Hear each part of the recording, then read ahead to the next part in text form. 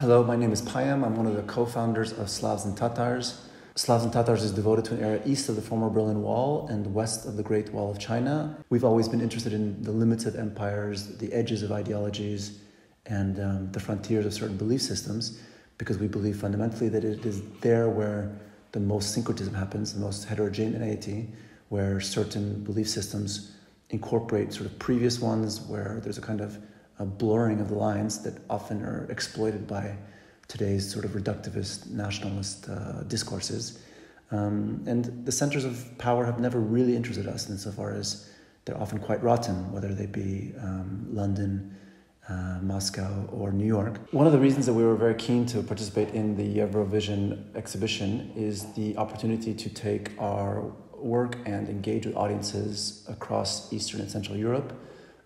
It's part of an initiative we've been working on in parallel over the past couple of years, since 2016, is really making an effort to work with institutions and support institutions in their ability to both create content, but also to exhibit that content and exhibition in the place of its origins.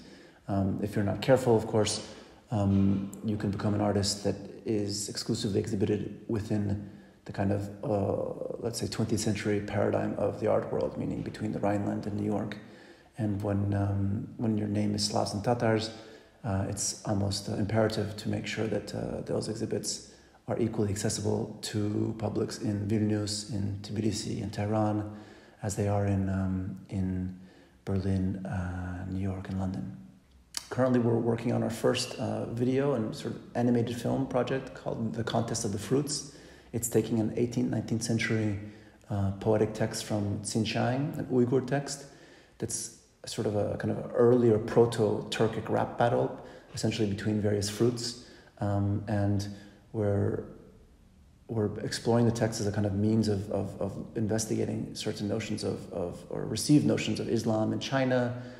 Islam is an Eastern religion as opposed to a Western one, of course. For China, it's a Western faith coming from the West, but also how sort of faith, satire, and sensuality coexist. And we're also preparing finally to launch our new project space called the Pickle Bar, about 50 meters from our studio on the same street in Moabit.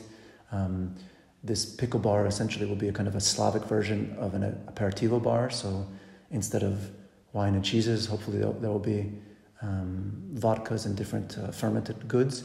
And of course, there will be a public program a couple times a month looking at the limits of language, essentially, meaning how in today's sort of times when there's such a sensitivity around certain questions of articulation, who speaks for whom, what kind of language we use, we think it's imperative to actually put further pressure on those limits. And comedy and satire are historically a way to do so.